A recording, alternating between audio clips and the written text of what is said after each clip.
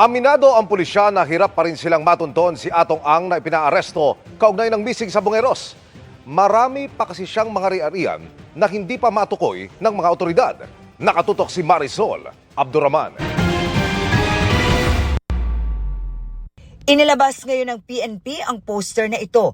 May litrato ni Charlie Atong Ang bilang most wanted ng Department of Interior and Local Government. Bukod sa 10 milyong pisong pabuya, nakalagay rin ang mga hotline kung saan pwedeng magbigay ng impormasyon ng publiko tungkol kay Ang. May mga naka-assign na mga pulis natin dito para basahin, bantayan kung may mga pumasok na information. It will be monitored 24/7, no? Palit-palitan ng mga tao na magmo-monitor dito sa ating dedicated number. Ito, warrant of arrest. We will implement it whether you like it or not.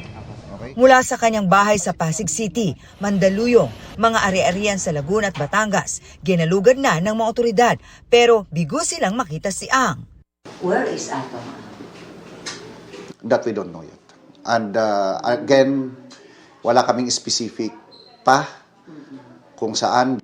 Sa ngayon, wala pa naman daw silang impormasyon na lumabas ng bansa si Ang.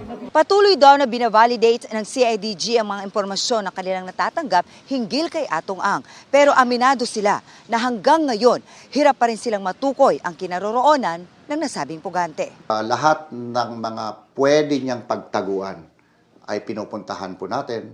Lahat din ng informations na sinasabi na maaring andito siya is binabalidate natin. He has the resources, no? At may mga kaibigan din siya na pwedeng tumulong sa pagtatago niya. Parsi may nagkakanlong sa kanya? Wala po tayong information regarding that na may nagkakanlong. But, if ever na mahanap natin siya, mahuli natin siya, at may nagpoprotekta sa kanya, kasi damay yun. Damay sa kaso yun. Marami pa raw property si Ang hindi pa tukoy ng mga otoridad.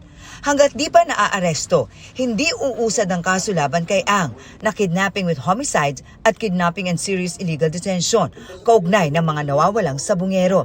Ito'y dahil wala pang jurisdiction ng korte sa kanya hanggat hindi siya mabasahan ng sakdal o ma-arraign. Sa saligang batas natin, may karapatan yung mga akusado.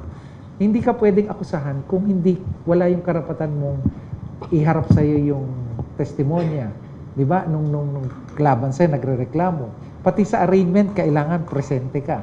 Di ba? Kaya may proseso po. Kayo ay aming inaaresto sa salang kidnapping with homicide under Article. Pero pwede nang umandar ang kaso ng kanyang mga arestadong co-accused. Magpapatuloy ang kaso laban dun sa mga tao na yun. Habang yung akusado na na-issuehan ng bench warrant ay patuloy namang hahanapin ng ating mga kapulisan.